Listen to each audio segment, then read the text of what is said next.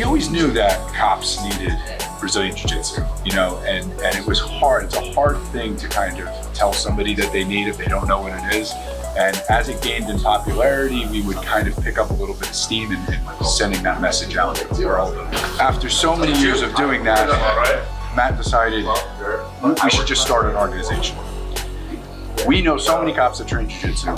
We know how beneficial it is for them for law enforcement purposes, just to kind of cut through the red tape of, you know, networking. Let's just get them in a room and get them to train. We'll get them to meet.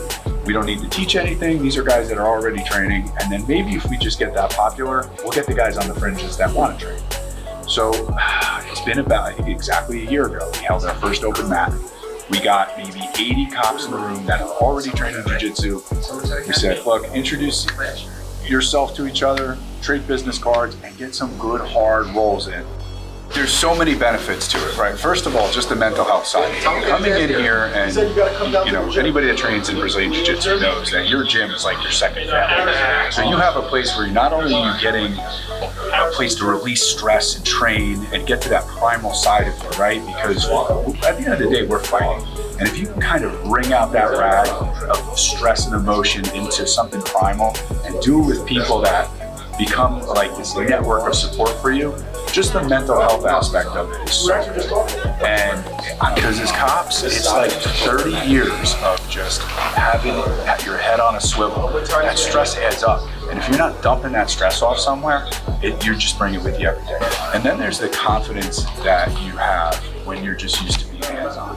If the day before, if I'm rolling around and physically controlling somebody, and then I'm at work the next day and I'm out at a hot call, you may have a little bit of butterflies, but they're under control because you're just used to being grabbing and touching. It's not a foreign thing. How many cops, even in a busy area, are you grabbing and resisting on a daily basis? Probably not daily, even monthly or weekly, but if you're just part of it, it's part of the way you communicate with people, it's just touching and grabbing, you show up with less stress. That's why we train.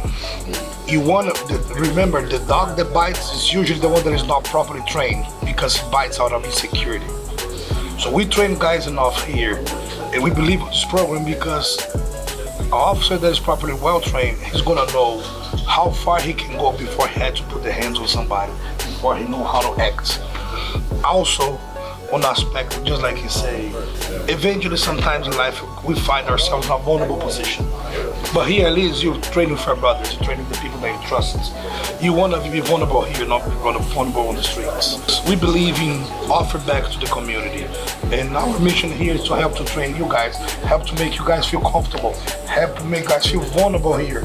So you are trained well enough to be able to perform the best outside.